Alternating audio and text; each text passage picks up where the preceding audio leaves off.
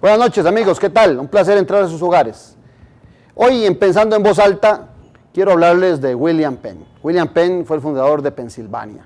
Resulta que por allá, a inicios del siglo XVIII, William Penn dice una frase extraordinaria: dejad pensar al pueblo que gobierna si se dejará gobernar. Hoy, cuando hablamos tanto de ingobernabilidad, esta frase es fundamental para entender qué es gobernabilidad. Resulta que hace algún tiempo también nos habíamos acostumbrado en la democracia que eran dos cosas fundamentales: las elecciones y la administración pública, lo que tomaba el político para gobernar. Esas dos cosas eran más que suficientes. Los tiempos han cambiado, la sociedad ha cambiado, y hoy esos dos eventos nada más ayudan a legitimar a quien gobierna. Las elecciones le dan el poder y la administración pública el ejercicio de ese poder. Pero resulta que ha cambiado tanto hoy la sociedad que hay otros temas que son fundamentales para legitimarse en el ejercicio del gobierno: participación, reflexión e influir. Eso es lo que pide el ciudadano. El ciudadano está pidiendo que le den espacios para participar, quiere reflexionar con sus gobernantes y quiere influir en las decisiones. En el momento que nosotros comprendamos que la forma de gobernar ha cambiado, en esa misma manera y en ese mismo momento vamos a comprender que la ingobernabilidad es un tema democrático y de participación. Ahora que en estos días que ha estado tan de moda Abraham Lincoln, por la película y otras cosas que lo han puesto de boga nuevamente, decía Abraham Lincoln que ningún hombre es lo bastante bueno para gobernar a otro sin su consentimiento. Eso es gobernabilidad. Ya regresamos.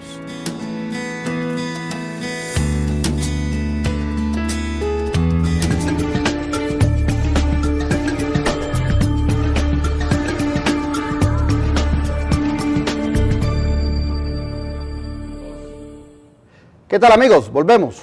Hoy un programa especial sobre Venezuela. A veces criticamos, a veces opinamos y no conocemos realmente lo que ha pasado en Venezuela. Para eso invité a dos expertos. Uno de ellos es un comunicador, profesor universitario y fue embajador de Costa Rica allá en Venezuela en la administración de don Miguel Ángel Rodríguez. Me refiero a Ricardo Lizano Calzado. ¿Qué tal, Ricardo? ¿Cómo estás? Bienvenido. Ya igualmente. El otro, historiador, hombre conocido, fue inclusive precandidato a la presidencia de la República, fue candidato a la presidencia de la República. Me refiero a también nuestro embajador en la administración Arias Sánchez en Venezuela, a don Vladimir de la Cruz. Bienvenido, don Vladimir. Gracias. Con ellos dos vamos a tener un programa profundo sobre Venezuela. Usted manténgase en la pantalla para una noche sin tregua.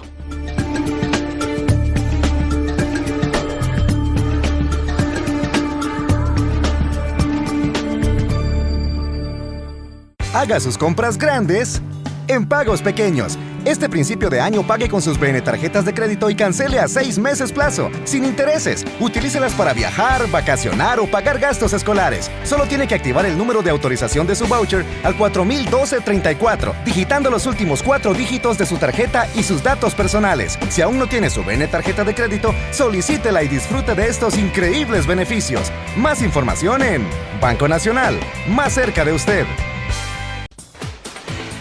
No. Otra vez desde el inicio.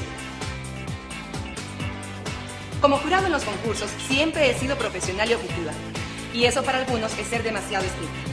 Y yo estoy de acuerdo. Y cuando se trata de calificar la calidad de los servicios del contrato de televisión por cable, internet y telefonía, también soy muy estricta. Por eso, elegí Telecable. Y mi calificación es un 10. Telecable, lo que más te conviene. Bienvenidos al PIMA, Programa Integral de Mercadeo Agropecuario. Más de 3 décadas de la mano con el agricultor costarricense. El Programa Integral de Mercadeo Agropecuario es una institución pública perteneciente al Estado costarricense. Al PIMA le correspondió la construcción y administración del SENAA, la administración de la red frigorífica nacional, la instalación de un sistema de información de precios de mercado. Por esta razón, ha estado al servicio de productores, comercializadores, consumidores y demás agentes del sector agropecuario nacional.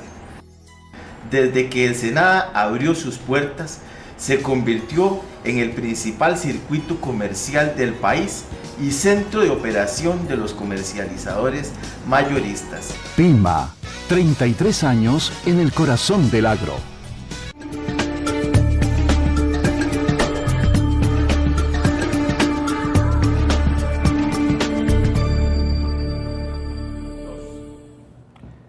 Regresamos. Venezuela se ha vuelto un tema constante en la política nacional, tal vez como pocas veces se ha planteado tanto sobre Venezuela. En ese marco he invitado a dos expertos que conocen bien Venezuela, que vivieron en Venezuela y fueron representantes nuestros en Venezuela. Ese espacio que requerimos de Venezuela requiere también la experiencia de un historiador para recuperar también conocimiento, que muchos tal vez de ustedes no lo conocen o no lo saben, de lo que vivió Venezuela antes de la llegada del presidente Hugo Chávez Frías. Y en eso yo quisiera que arrancáramos planteando cómo era la Venezuela de Carlos Andrés Pérez por allá de los años 90, que inclusive ya convulsionada, don Vladimir tuvo el golpe de Estado que se le intentó dar en el año 92 a Carlos Andrés Pérez, un gobierno que se hablaba de que era muy corrupto, un gobierno que inclusive termina a Carlos Andrés Pérez renunciando, lo terminan sacando del gobierno, porque ya Venezuela venía en una descomposición social mayúscula. Primero habría tal vez que señalar que la historia de Venezuela es una historia violenta y eso marca todavía la contemporaneidad, lo actual, y violenta desde la conquista y violenta desde la independencia, y que en sus 200 años de vida independiente, desde 1810 hasta ahora, conoce pocos años de democracia. Lo que es la parte democrática de la vida política de Venezuela, podríamos resumirla al periodo que va después de 1958 hasta nuestros días. Ahí tuvo huecos, periodo del 40 con Betancur y algunas cosillas, pero en general fue un dominio de militares, un dominio de dictadores, un dominio de jefes autoritarios, y eso, y un papel del ejército y de la milicia en ese sentido tremendo, que marca mucho al venezolano y marca mucho el comportamiento del venezolano frente a quien ejerce gobierno, y existe lo que podríamos llamar un temor reverencial frente a quien ejerce el mando, sobre todo si ese que manda es también militar. Y ahí eso es entendible. La democracia venezolana la historia de Venezuela también se ha dividido en repúblicas, en periodos históricos particulares que están marcados por distintos eventos. 1810, 1811 la primera república, la segunda, la tercera, la cuarta, la caída de Pérez Jiménez, hasta el ascenso de Hugo Chávez, que funda la quinta república. Y esa cuarta república es la república de dos grandes partidos y de un líder principalmente, que es como la columna vertebral al estilo de don Pepe Figueres en Costa Rica, que es Rómulo Betancourt. Y el desarrollo de dos fuerzas sociales y políticas que fueron los socialdemócratas, que se agrupan alrededor del Partido Acción Democrática, y los socialcristianos, que se agrupan alrededor del Partido COPEI.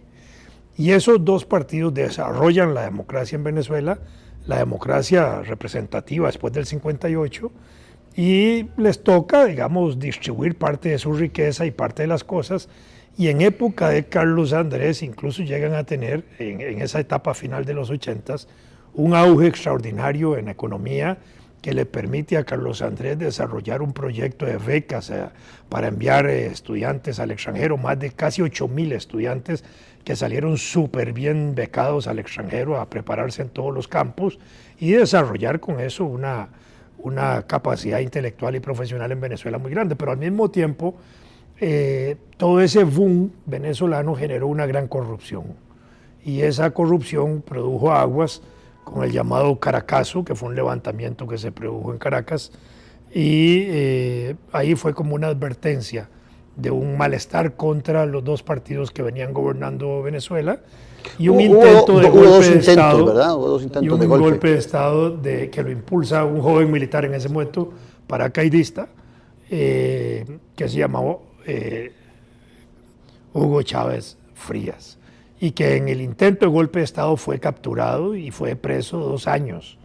Pero curiosamente, la sociedad venezolana desde la izquierda hasta la derecha se vio identificada con ese levantamiento militar que fracasó y en el líder joven que estaba apareciendo en ese momento denunciando la corrupción. Y esos años siguientes, hasta el 99, son años en que este joven militar empieza un ascenso de vínculo con sectores populares desde la izquierda hasta la derecha en una gama muy amplia y que le va gestando una simpatía que lo convierte en el aglutinador de un movimiento que se llamó Quinta República, en donde después alrededor de eso se unen 25 partidos políticos y culminan en el proceso electoral del 99 que lo lleva al triunfo. El presidente Caldera es el que libera a Hugo Chávez, lo saca de... Un hombre muy importante desde el punto de vista del derecho laboral para toda América Latina y para Venezuela. Sí, lo libera. ¿Habrá existido en ese momento el hecho de liberarlo, podrá interpretarse como hacer lo contrario que estaba haciendo su partido opositor, que era la socialdemocracia, o hubo algunos argumentos importantes para que se tomara esa decisión de perdonarle a Hugo Chávez el estar en la cárcel? Porque ellos no se imaginaron que en ese momento, yo pienso que ni Caldera ni los seguidores de Carlos Andrés Pérez se imaginaban que esa liberación era inmediatamente llevar a un hombre a un proceso democrático para que llegara a ser presidente y se mantuviera en el poder por más de 14 años. No, yo pienso que ese cálculo nunca fue hecho por Caldera ni por la gente de los socialdemócratas, ni por nadie. Era impensable, me parece, en ese momento. Y al mismo tiempo habría que pensar que Caldera era un hombre ya sobre el bien y el mal, un gran estadista venezolano que muere en época de Chávez, que recibe homenajes y honores de jefe de Estado ahí en ese momento, tampoco tan rimbombantes como uno pensaba, que estaban a la altura del reconocimiento internacional que tenía Caldera. Pero pienso que fue más bien como un detonante para contribuir a mantener, digamos, una situación más calma que no revertió de esa forma. Ricardo llega en el 98, si no me equivoco, embajador, es exactamente en ese punto de inflexión que se da, que aparece la figura de Hugo Chávez. ¿Qué recuerda Ricardo Lizano de aquel momento, de ese punto de inflexión? Porque cuando uno termina buscando y viendo videos de Hugo Chávez, lo encuentra como un socialdemócrata. Inclusive yo he visto entrevistas donde decía que no iba a expropiar, que no iba a nacionalizar, que iba a tener un respeto total sobre los medios de comunicación. Usted como periodista, ¿cómo era ese momento del año 98? No quiero alarmar ni nada por el estilo, pero he dicho en algunas declaraciones que he expresado que la Venezuela del 98 se me parece tanto a la Costa Rica de hoy, guardando todas las diferencias del caso. No vamos a hacer, aquel es un país, para empezar, petrolero, Costa Rica no lo es, y hay una gran diferencia. Un 60% de pobreza también, ¿verdad? Estaba más o menos ahí, nunca era el 80% que decía Chávez. Yo recuerdo que en todos sus discursos Chávez hablaba del 80%. Lo que había era así un desgaste, Vladimir lo mencionó, de los partidos políticos, de dos fuerzas muy grandes y muy importantes, no solamente para Venezuela, sino para la América Latina toda. Acción Democrática, recordaremos, Rómulo Betancourt hizo carrera política en Costa Rica, fue el fundador, contribuyó a fundar el Partido Comunista de Costa Rica.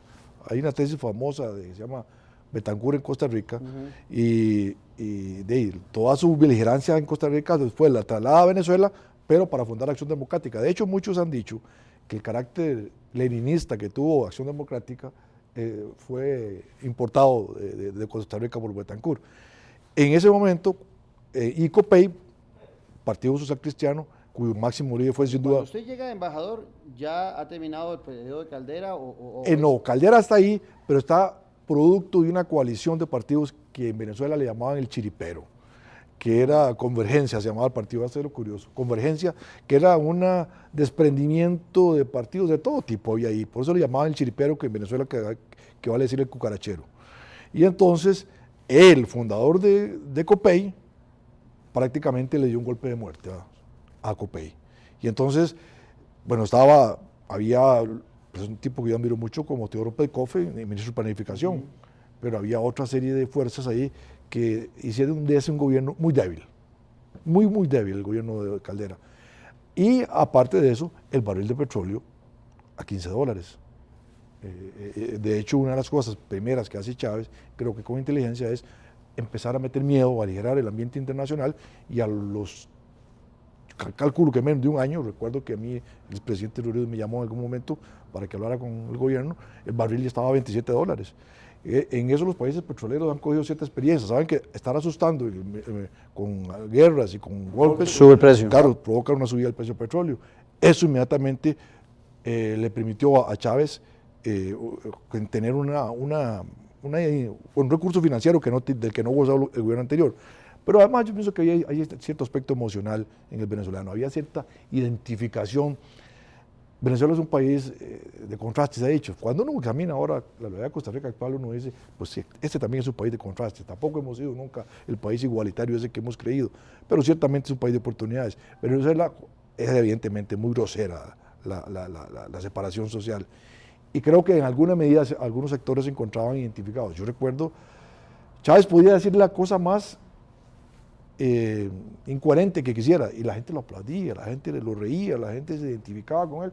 Creo que había un canal de expresión que de alguna manera recogía ese descontento popular, como diciendo, al menos alguien habla como Ahora, él en su campaña polariza, ¿verdad? Él sabe que tiene una gran cantidad de pobres. Hay un recorrido ahí en la militancia de Chávez muy confuso. Yo le puedo a usted citar, y aquí ando una revista para que usted lo sepa, que uno, cuando inicia su camino, uno de sus primeros asesores es este señor, Norberto Ceresole, que era un supuesto comunista argentino que después resultó de toda la desconfianza de los militantes del gobierno cubano, que se le quitó a Chávez inmediatamente, llegando Chávez, y de quien tenía un libro famoso que negaba el holocausto.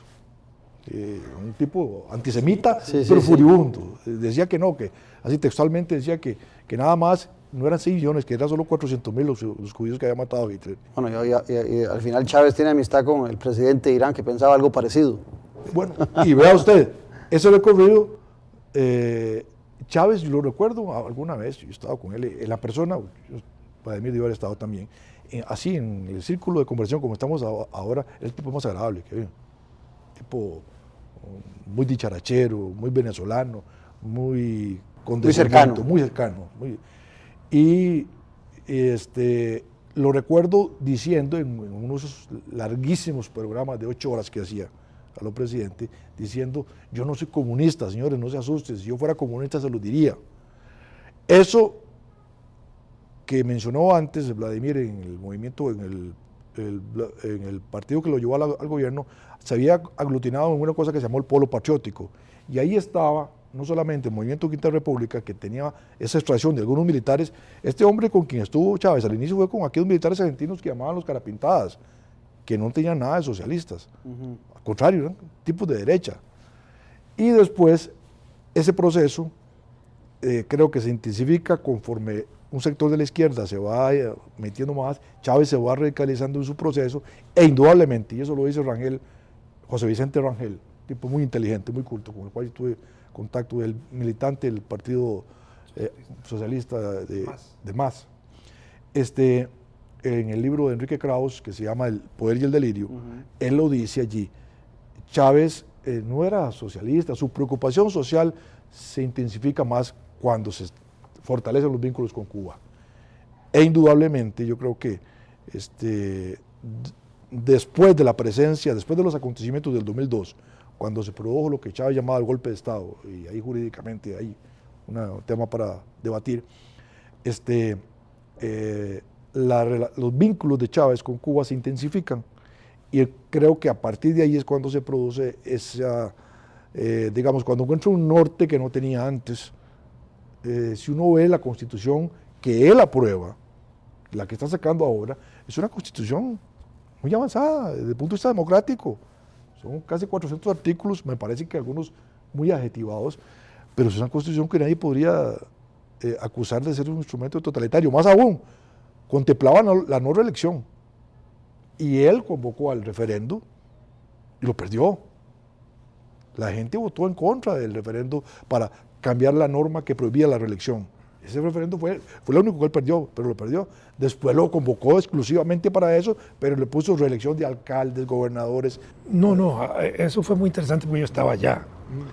Bueno, antes brindemos, bienvenidos aquí al... Muchas gracias. Muchas gracias por estar aquí en este club. Él convoca el referéndum exclusivamente para hacer la reforma de la reelección presidencial. Se oponía a la reelección de alcaldes y gobernadores y diputados.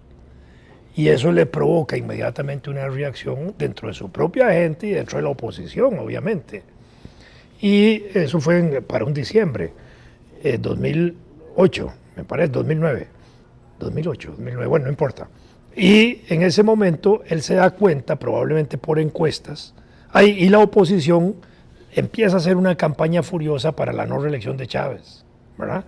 Y a finales de diciembre, alrededor del 22 de diciembre, él, con toda la oposición en contra y con gente de su propio partido en contra, modifica la propuesta y entonces dice que va por la reelección de todos. Claro. Y al modificar la propuesta de la reelección de todos, también cambia el escenario, porque en unas elecciones anteriores había tenido un 48% de votos a favor en términos nacionales, en alcaldes y gobernadores, 52 votos nacionales divididos en un montón de fuerzas que no le permitieron a la oposición más que ganar un 20% de alcaldías y gobernaciones. Pero en el 2005 también la oposición se retira de la participación. Ese es otro error, ¿verdad? pero digamos, pero a este punto vamos.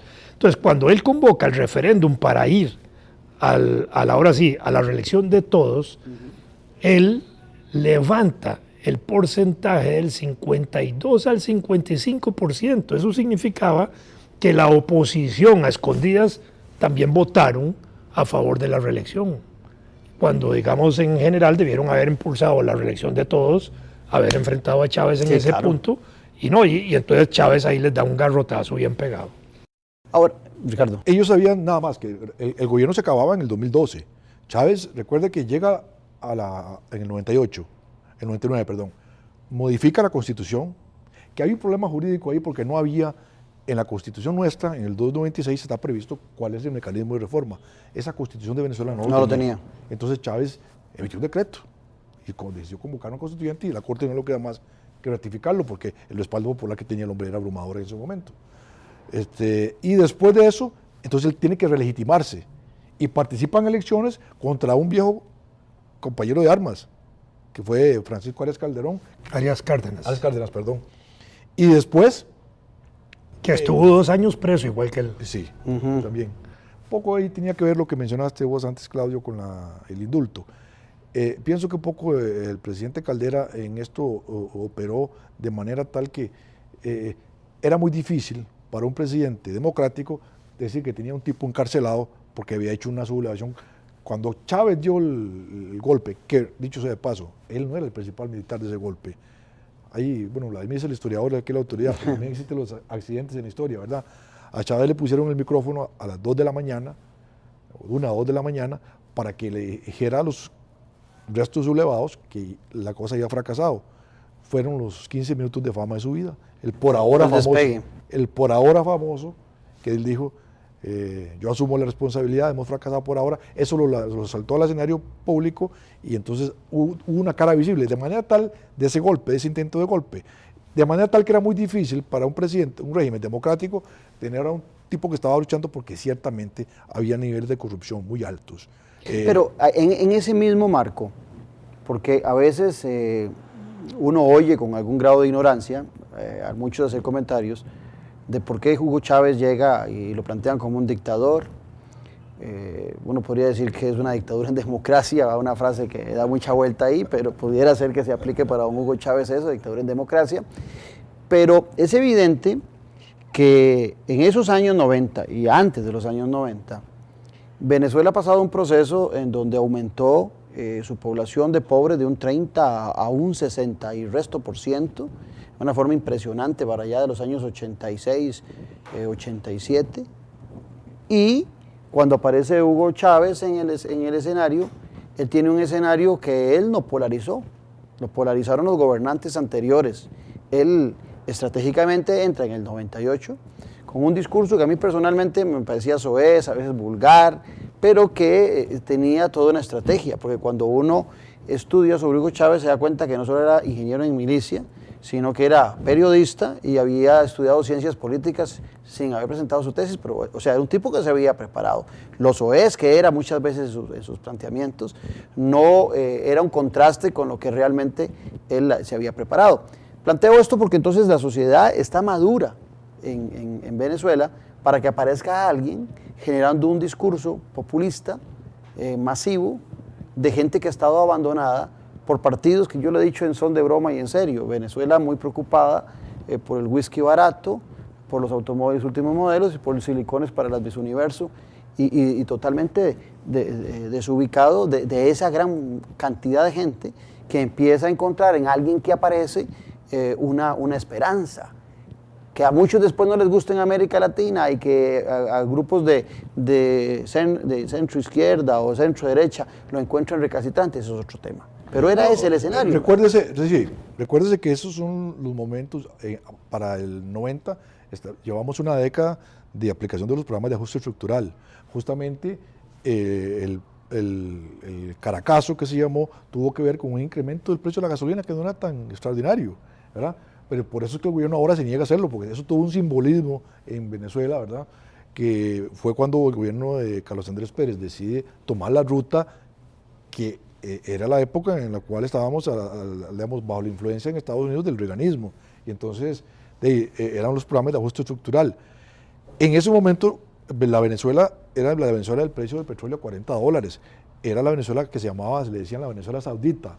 En Venezuela los mismos venezolanos hacen un chiste famoso, sabe que Venezuela es un país de mucho sentido del humor, y se decían a sí mismos, les decían los tabaratos. ¿Y qué es eso tabaratos? Decía, porque todo estaba barato. Iban a Miami, preguntaban cuánto cuesta ese par de tenis, $50, está barato, M2. Y entonces, digamos que los sectores de clase media eran muy solventes. Aquí nuestra clase media, ahora ha cambiado, pero normalmente donde iba era Miami. La clase media venezolana viajaba a Europa, ¿verdad? 2, 3 veces al año. Tenía un apartamento en Caracas y otro en la playa, por lo menos. Que es muy posible que son los que hayan tenido posibilidades de salir de Venezuela. No solo eso, Miami era para un sector de la sociedad venezolana un punto de ir a comprar el diario. Así era, viajaban 1 hora y media en avión, 2 horas y regresaban con la comida para el diario. Esa era la Venezuela Saudita.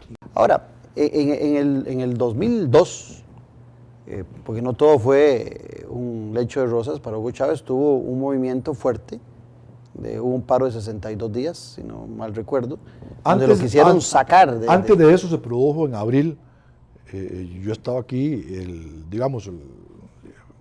se llama de un poco el intento de golpe. ¿Qué pasó ahí? Digamos, la radicalización y el discurso, hasta ese momento jurídicamente no se había producido absolutamente nada. A nadie le habían quitado una casa, no había ninguna empresa que se hubiera intervenido, el ejército era el mismo, nada más que los militares se protegen a sí mismos.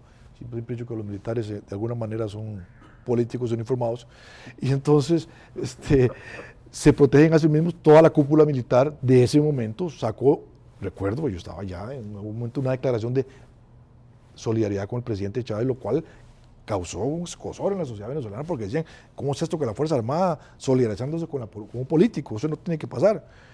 Bueno, todo eso fue, digamos, capitalizando, calentando la sociedad, al fin y al cabo una sociedad de tanta clase media, y permitió que se generara un movimiento de oposición bastante fuerte, y el gobierno fue perdiendo poco a poco el control de las calles.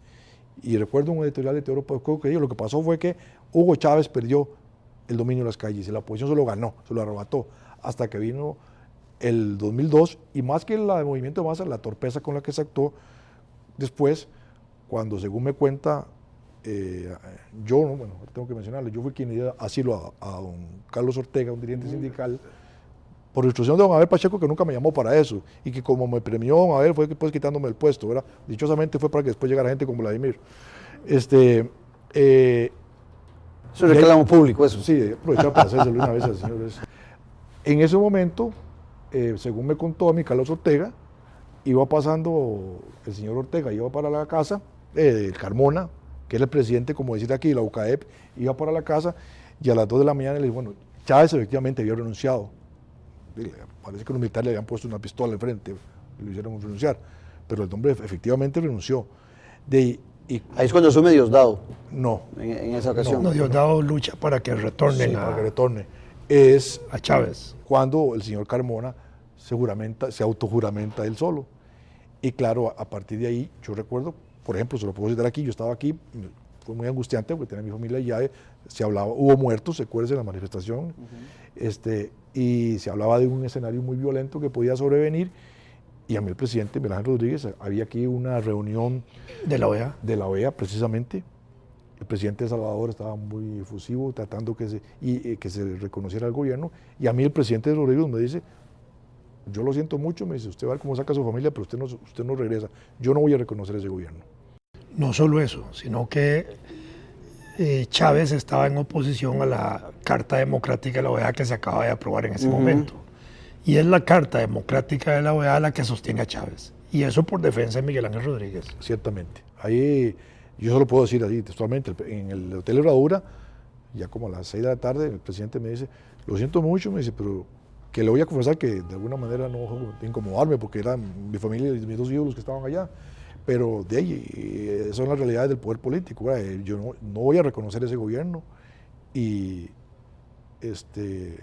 además él estaba postulado para la OEA, y bueno, fue una situación muy, muy tensa, y a partir de ahí, entonces sí, se intensificó la relación de Chávez con Cuba, y ahí sí se montó todo un aparataje, fue cuando se estrecharon los vínculos civiles y militares, y es cuando hubo la afluencia de cubanos que hoy día, según se dice, llega a 50.000. Yo no sé si serán tantos, yo no estaba allá. Ahora, la oposición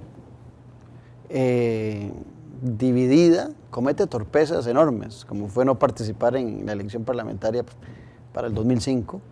Eso fue lo que le permitió. Y le deja el escenario a Chávez. Eso fue lo que le permitió a Chávez ahora la Constitución. Controlar no 100% de diputados. 100% claro. diputados. Entonces, aquí en nuestro país aquí se mueren por 33, ahora no se hay tuvieron los espacios, 57. no hay espacios vacíos. El que no está, lo llena otro. Claro.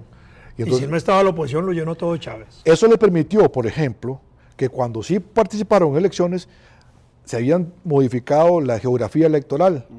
Y entonces fue como la oposición, sacando más votos que el chavismo, obtuvo menos diputados.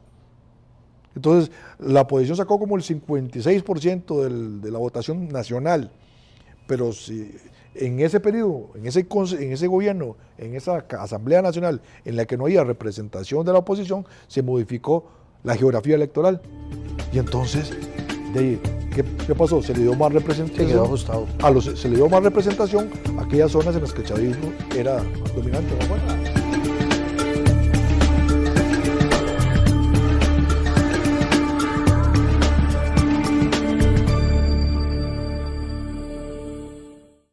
Haga sus compras grandes en pagos pequeños. Este principio de año pague con sus BN tarjetas de crédito y cancele a 6 meses plazo, sin intereses. Utilícelas para viajar, vacacionar o pagar gastos escolares. Solo tiene que activar el número de autorización de su voucher al 401234, digitando los últimos 4 dígitos de su tarjeta y sus datos personales. Si aún no tiene su BN tarjeta de crédito, solicítela y disfrute de estos increíbles beneficios. Más información en Banco Nacional, más cerca de usted.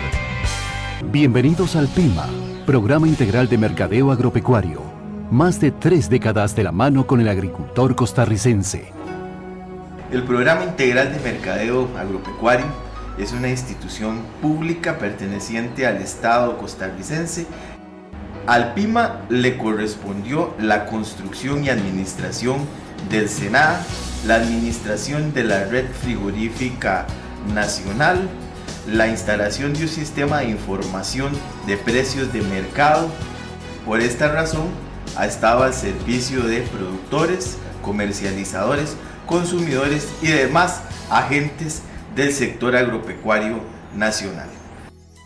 Desde que el SENAA abrió sus puertas, se convirtió en el principal circuito comercial del país y centro de operación de los comercializadores mayoristas. PIMA, 33 años en el corazón del agro.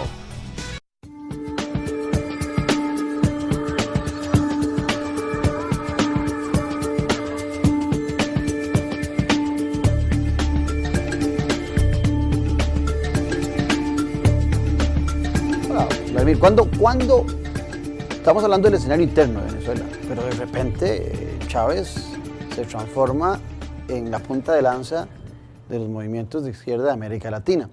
Yo en algunas ocasiones, algunas lecturas que he hecho de venezolanos de izquierda, mucha gente decía que don Hugo Chávez no era socialista, pero que era importante por el papel que jugaba a nivel internacional que se mantuviera ahí porque le daba espacios a esos movimientos socialistas. Pero eso genera también redes a nivel de América Latina y lo potencializa a un liderazgo que a algunos incomodaba, pero que a algunos los tenía muy confortables también. Bueno, yo pienso que es un viraje que empieza desde la oposición al ALCA, a principios de la década, cuando logran derrotar el proyecto ALCA en Buenos Aires, y ahí hay como un frenazo a las políticas neoliberales y de libre comercio internacionales, y se potencia un escenario diferente en donde Venezuela pasa a jugar un papel importante, sobre todo en la parte del discurso de Chávez, que se vuelve un discurso un poco nacionalista, aunque no nacionaliza mucho, o intervencionista de Estado, aunque tampoco interviene mucho, y antiimperialista. Y eso tiene un eco inmediatamente en América, sobre la base, digamos, de que Venezuela es o disputa ser la segunda potencia petrolera del mundo. Y tiempo después, durante la gestión de Chávez, se descubre que además es la principal reserva de gas del mundo por 200 años. De manera que aquello era puro oro puro. Entonces, en ese sentido, Chávez se convierte en un hombre muy poderoso y fuerte y que hace un discurso político que empieza a ganarle simpatías, y algunos foros internacionales que empezaban a surgir como alternativa al derrumbe de la Unión Soviética y el campo socialista, y el Foro de Sao Paulo y todo esto que habían empezado a impulsar nuevos movimientos sociales, Chávez empieza a ser, digamos, asimilado en ese lenguaje novedoso de neopopulismo y neoantiimperialismo que se ha producido en América en este periodo. Ahora, pero si se da cuenta, por ejemplo, Correa no dice lo mismo. Correa es la revolución ciudadana. Evo es la revolución plurinacional. Cristina Fernández no tiene un lenguaje de revolución. Lugo no lo tenía. Lula tampoco. Y desde el punto de vista de los papeles de estos dirigentes que convivieron con Chávez, Lula desarrolla más resultados sociales, práctico-políticos en Brasil que lo que resulta en Venezuela en términos reales y efectivos. Y hace de Brasil una potencia mundial que Venezuela, con toda su riqueza minera, no ha podido hacer.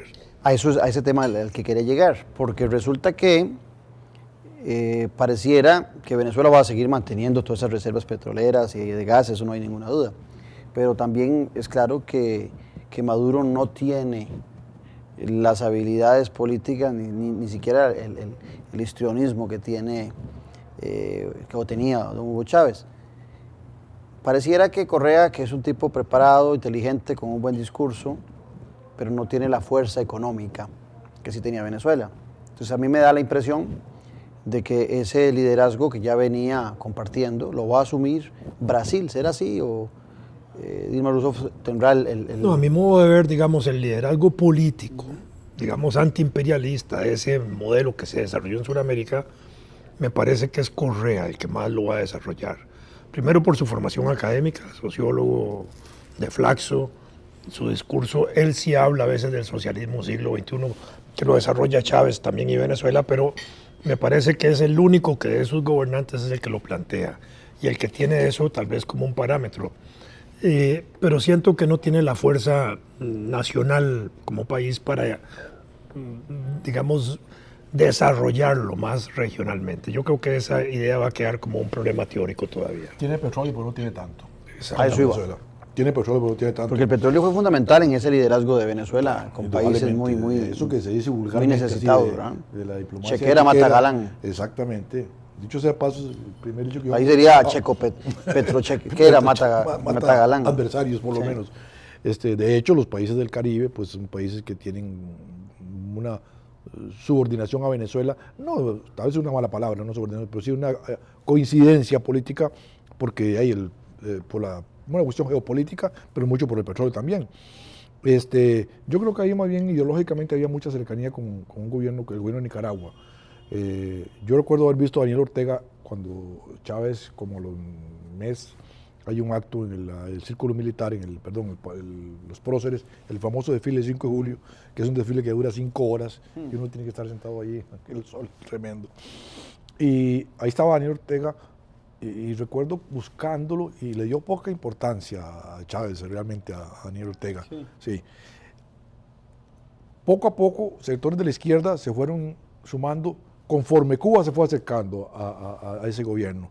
Recuerdo haber visto en una reunión, ellos invitaron, por ejemplo, a Guadalupe Martínez, Guadalupe, ¿cómo se llama? Comandante salvadoreña. Bueno, había una serie de líderes de la izquierda que comenzaron a ver con simpatía entonces lo que pasaba allí. Y ya recuerdo que un congreso famoso en el Teatro de Teresa Carreño, en el cual, que es una estructura majestuosa de las mejores de América Latina, convirtieron un mitin político ahí, y ahí estuvo ya Daniel Ortega, ya otros sectores de la izquierda latinoamericana, que entonces ya, y en el vínculo con el llamado Foro de Sao Paulo, ¿verdad? Entonces encontraron, digamos, algunos puntos de coincidencia con Chávez, no todos, pero sí creo, porque hay ciertos sectores de la izquierda tradicional, yo pienso que erróneamente siguen pensando que y Chávez no ocultó decirlo, que iban a llenar el vacío que dejó la Unión Soviética. Así, sí. En serio lo pensaron. Pero Chávez tenía la posibilidad porque hacía esos Petrotour alrededor de América Latina, pero también lo extendió. Tuvo lazos fuertes en Asia, en Europa, que lo potencializaban como el gran opositor a los Estados Unidos.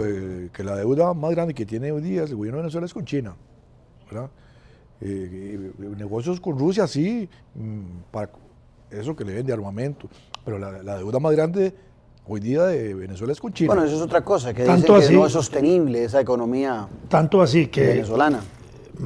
Nicolás Maduro, que está de candidato para los próximos días como presidente del grupo de Chávez, ha señalado que de triunfar él, su primer viaje va a ser a la China comunista, en el momento en que también ha cambiado el gobierno de la China comunista, porque el gobierno anterior fue el gobierno que fue contemporáneo de Chávez, aunque tuvo de presencia se pueden coincidir a Nicolás Maduro como jefe de la Cancillería venezolana casi 6 años o más, aquí él ya como posible jefe de Estado próximo ya ha señalado que ese es su primer viaje al extranjero, y eso da el papel estratégico de la China en Venezuela.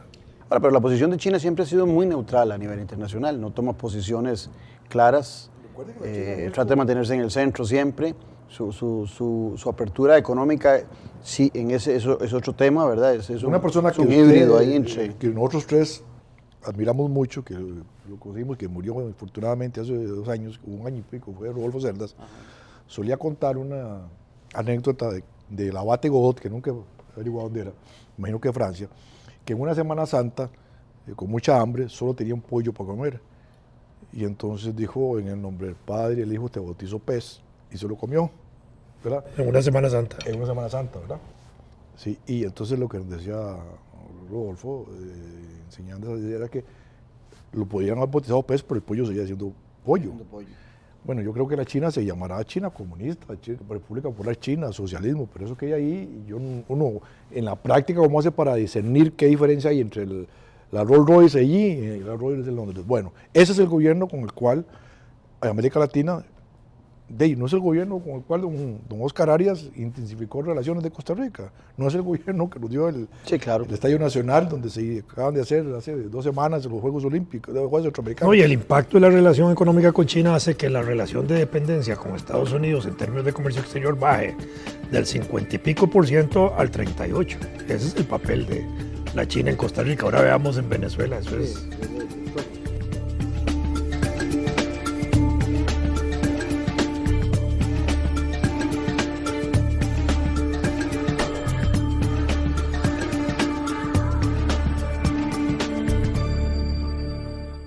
Haga sus compras grandes en pagos pequeños. Este principio de año pague con sus BN tarjetas de crédito y cancele a 6 meses plazo, sin intereses. Utilícelas para viajar, vacacionar o pagar gastos escolares. Solo tiene que activar el número de autorización de su voucher al 401234, digitando los últimos 4 dígitos de su tarjeta y sus datos personales. Si aún no tiene su BN tarjeta de crédito, solicítela y disfrute de estos increíbles beneficios. Más información en Banco Nacional, más cerca de usted. No. Otra vez desde el inicio. Como jurado en los concursos, siempre he sido profesional y objetiva. Y eso para algunos es ser demasiado estricto. Y yo estoy de acuerdo. Y cuando se trata de calificar la calidad de los servicios de contrato de televisión por cable, internet y telefonía, también soy muy estricta. Por eso, elegí Telecable y mi calificación es un 10. Telecable, lo que más te conviene.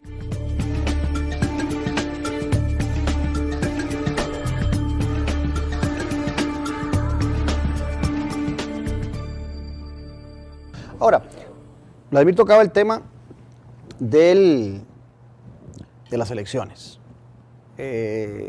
Yo oía a los opositores al chavismo, a Maduro, haciendo mucha referencia a la pobreza y la necesidad de cambiar, de disminuir la pobreza.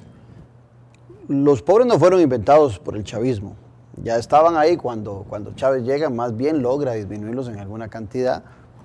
Si es sostenible o no es sostenible el sistema económico es otro tema, que pocas veces la gente más humilde está preocupada si el sistema es sostenible o no es sostenible. Eso se preocupan los economistas y los que están, el ministro de Hacienda, el de Economía, pero la gente más sencilla lo que le interesa es la sostenibilidad de su momento, de sus alimentos diarios.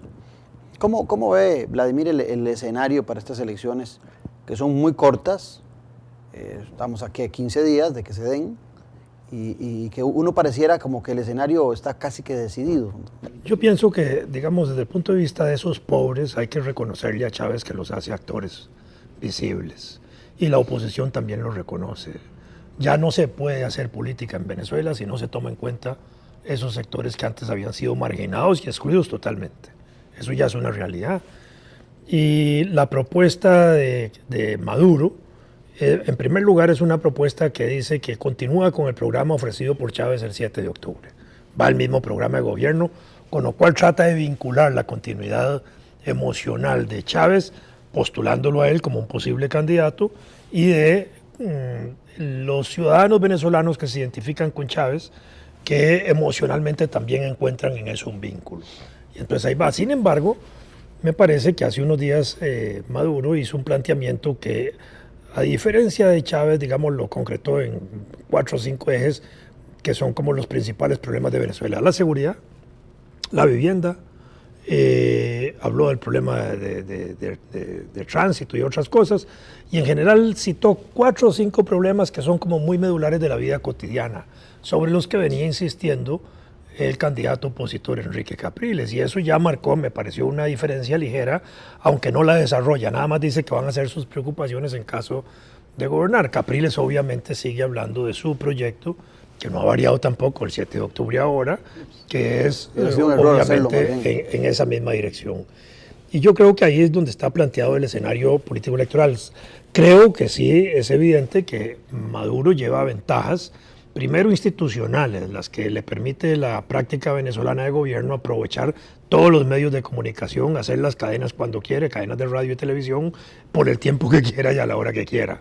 Eso es una cosa que, eso funciona en la sociedad venezolana. La logística la tiene.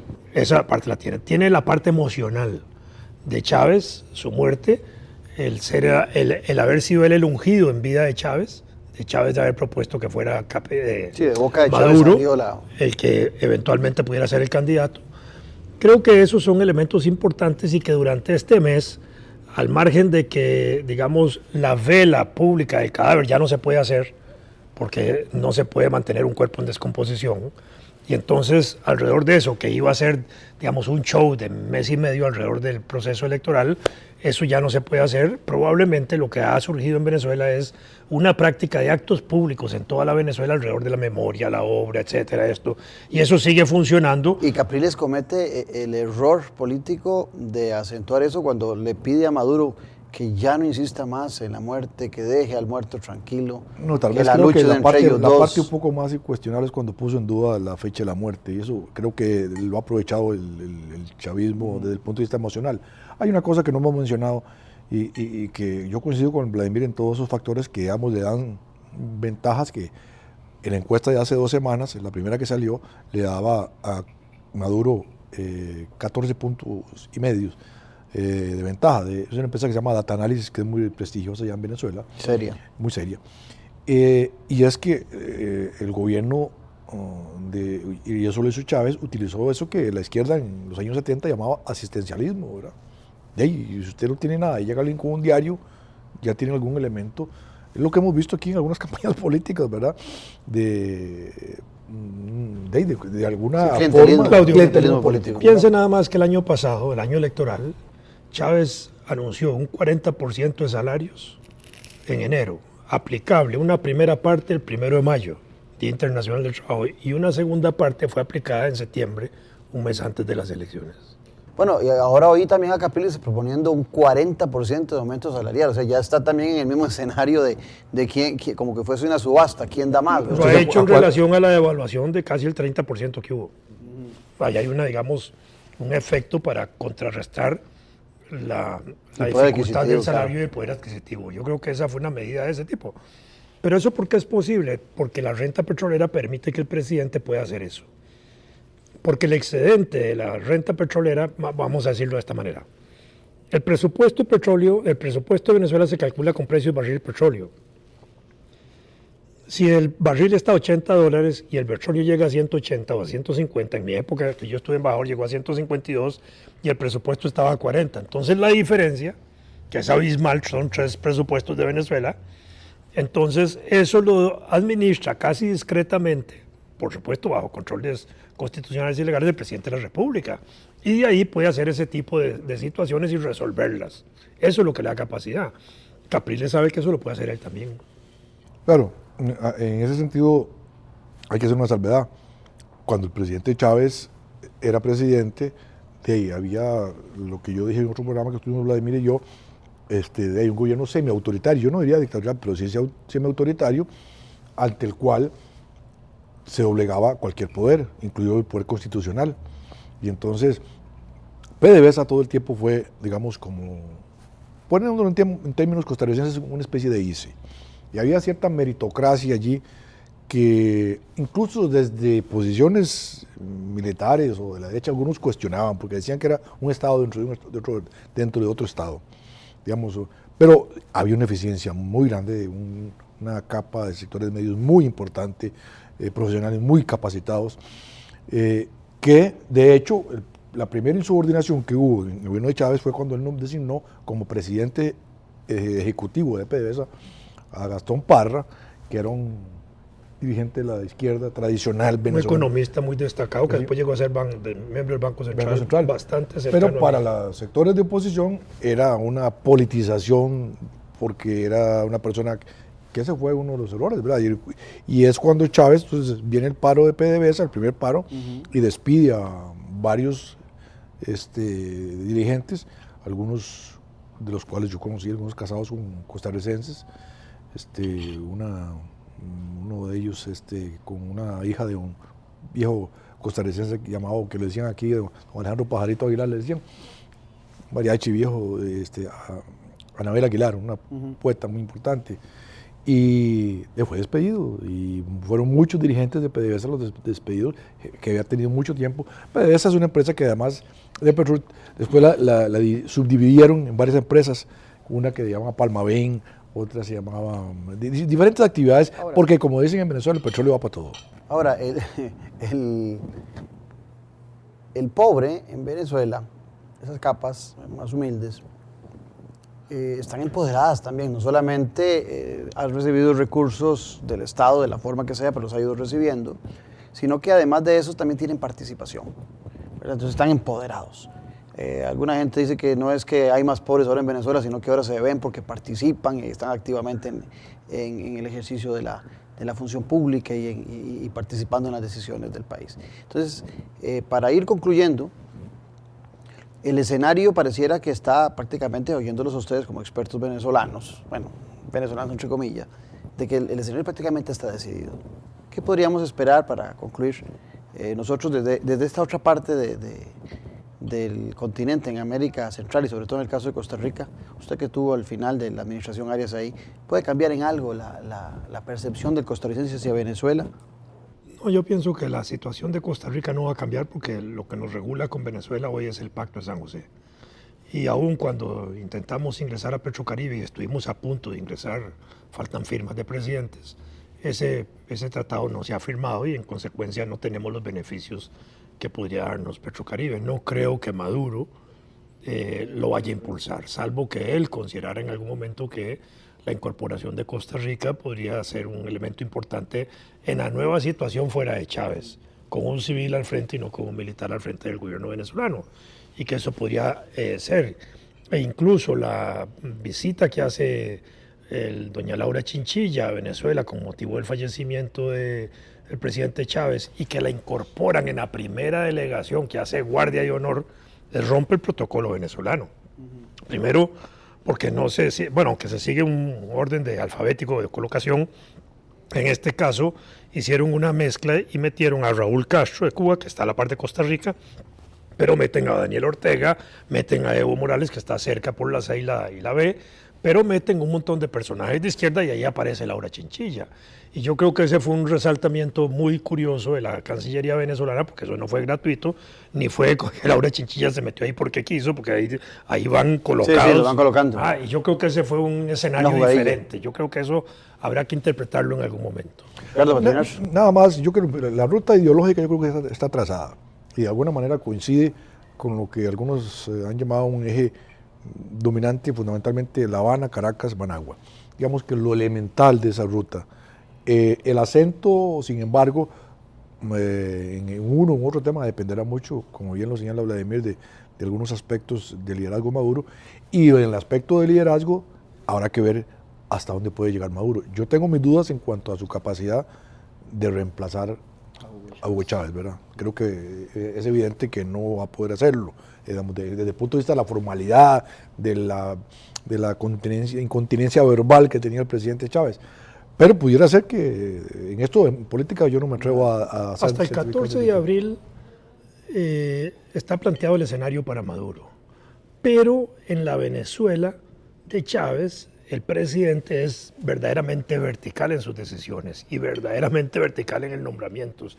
Entre el año 1999 y el año 2010, a nivel de rotación de ministros, viceministros y otros altos funcionarios del gobierno, entre ellos 1000 militares en ejercicio en puestos de alto nivel ejecutivo, Chávez había provocado más de 310 nombramientos y cambios.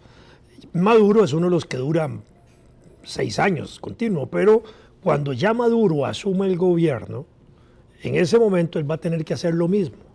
Tiene que montar su estructura, sus diales, su gente que tiene que estar confiando en ellos, y ahí va a empezar la prueba de él. Y creo que la prueba va a ser los primeros 3 años de gobierno, cuando en el 2016 se permite el referéndum revocatorio para considerar, en el caso de que Maduro sea el candidato presidencial, el presidente electo, que se juegue de nuevo el puesto. Y ahí yo creo que está la prueba de fuego. Nada más que no hemos descartado todavía que Capriles pueda ganar las elecciones. Sí, la posibilidad está presente. La posibilidad está, yo sé que es difícil, pero política 2 Dios no son 4. Exactamente, ¿verdad? Bueno, agradecerles su participación aquí en Noches sin Tregua y a ustedes, sobre todo, espero que este programa les haya dado un marco mucho más amplio de lo que sucede en Venezuela, que muchas veces nos hace falta para hacer un juzgamiento oportuno de la situación venezolana. Un abrazo a la distancia y nos vemos dentro de 8 días aquí en Noches sin Tregua. Gracias.